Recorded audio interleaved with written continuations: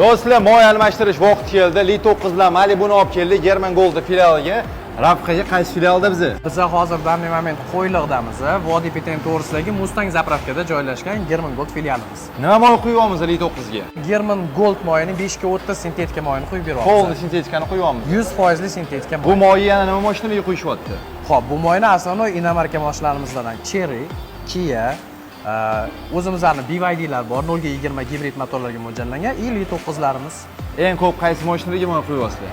Endi bizada asosiy baribir bilasiz GM mashinalari juda ham ko'proq, shuning uchun Gentra, Malibu, Equinox, Onyx hammasiga maksimal ravishda shu moy tavsiya qilamiz. Moylar hozir ko'p, nima aynan German Goldni mijozlar tanlashyapti? German Gold birinchidan Germaniyada ishlab chiqariladigan moy, narxi ancha cho'nchaybob, boshqa sifatli moylar bilan raqobatbardosh, sifati a'lo darajada. Shunaqa gapli do'stlar, moy almashtirish kerak bo'lsa German Goldga kelinglar. Rahimjon aka, ishingizga omad, charchamaysiz. Joningiz omon bo'lsin, rahmat.